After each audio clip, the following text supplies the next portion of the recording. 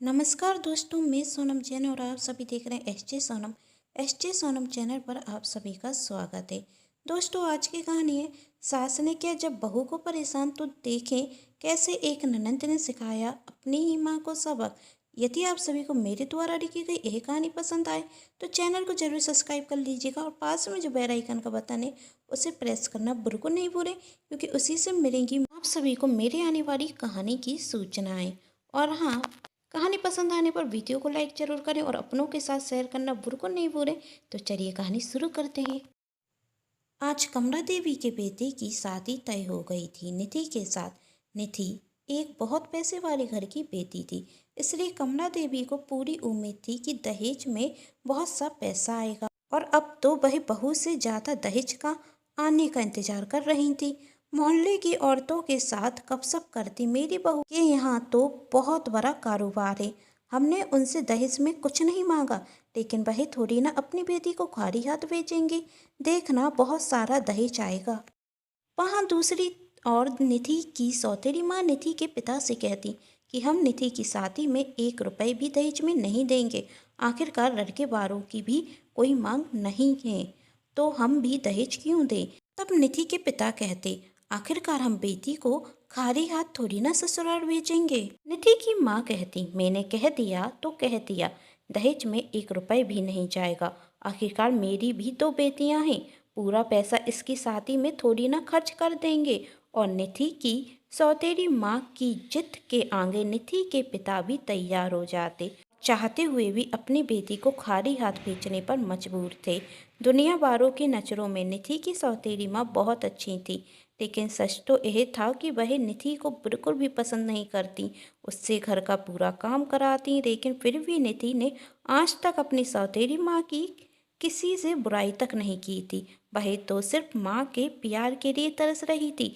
जब निधि की सास उससे फ़ोन पर प्यार से बातें करती तो निधि यह सोचकर खुश होती, मुझे बचपन में माँ का प्यार नहीं मिला तो क्या हुआ, अब शादी के बाद मुझे सास के रूप में एक माँ तो मिल जाएगी। निधि की सास उससे हमेशा यही कहती, बेटी तुम चिंता मत करना, मैं तुम्हारी माँ हूँ, सास नहीं। लेकिन भोली भाली निधि अपनी चतुर सास की बातें कैसे समझ पाती कि वह उसके आने का नहीं, उसके साथ जो दहेज आना है उसका इंतजार कर रही है। ना जाने अब निधि की किस्मत में क्या लिखा था। अब शादी का दिन भी आ चुका था। निधि की शादी सौरभ से हो गई थी, लेकिन निधि के साथ दहेज न आने के कारण निधि की सास तो आग बबूला हो रही थी और निधि से कहती कि तुम्हारे पिता को इतना भी नहीं रखा कि बेटी को खाली हाथ नहीं भेजा जाता। तुम्हारे साथ दहेज में 1 रुपए तक नहीं बेचा। मैंने तो सोचा था इतने पैसे वाले हैं तो बिना मांगे ही दहेज में भर भर कर पैसा भेजेंगे, लेकिन उन्हें तो बेटी को खाली हाथ बेचते शर्म तक नहीं आई। निधि आखिर क्या बोलती, वही तो सब चुपचाप सुन रही थी और अपने पति की तरफ देख रही थी। शायद वही उसका साथ देते, लेकिन वह भी शांत खड़ा था। तभी निधि की बड़ी ननद अपनी माँ को शांत कराते हुए कहती, बस बहुत हो गया, अब आगे की रस्में शुरू करने दो। निधि की सास जो दिखाए सो करो, मुझे इस शादी से कोई लेना देना नहीं, कहकर वहाँ से चली जाती। निधि रो रही थी, तभी उसकी ननद उसके आंसू पोंछती और कहती, माँ का स्वभाव तो ऐसा ही है, देखना थोड़ी देर में शांत हो जाएंगी। निधि भी अपने भाग को कोस रही थी, क्या करती। शादी के पहले तो उसे कभी माँ का प्यार मिला ही नहीं और उसने सोचा था सास के रूप में एक माँ मिलेगी तो वह उसके प्यार से भी वंचित रह गई। वह सिर्फ इतना ही सोच रही थी, इस दुनिया में पैसे के सिवा इंसान का कोई महत्व नहीं। मेरी सौतेली माँ ने भी मेरे पिता से शादी सिर्फ इस पैसे के लालच में ही तो की थी, और मेरी सास ने मेरी शादी अपने बेटे से पैसे के लालच में ही तो कराई है। क्या इंसान से ज़्यादा कीमती पैसा हो गया है।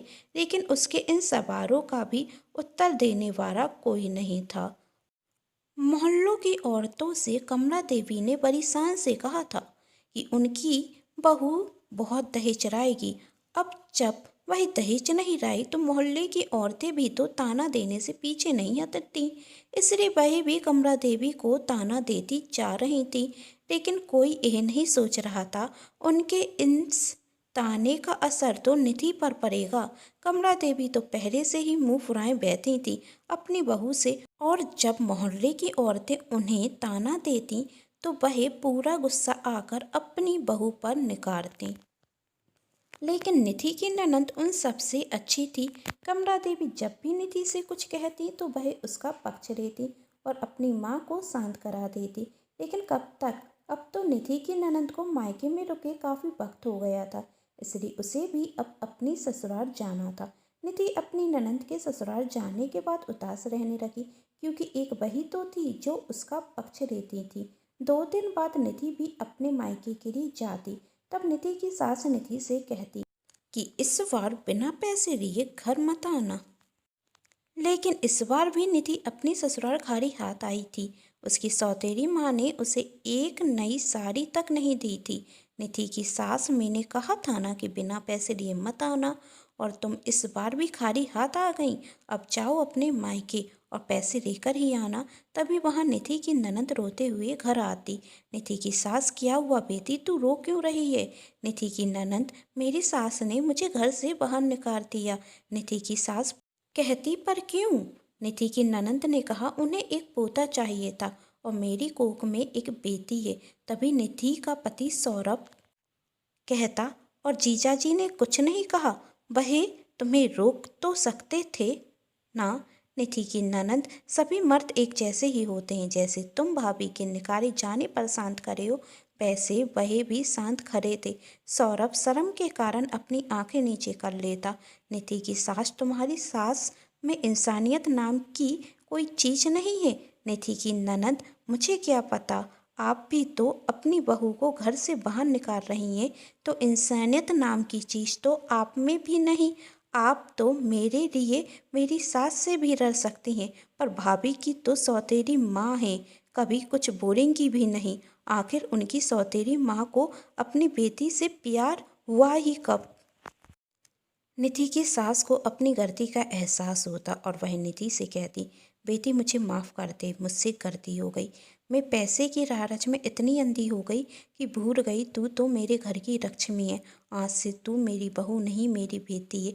निधि की सास अपनी बेटी से कहती, चलो तुम्हारी सास से पूछते हैं कि उन्होंने तुम्हें घर से क्यों निकाला। तब निधि की ननद कहती, उसकी कोई ज़रूरत नहीं है।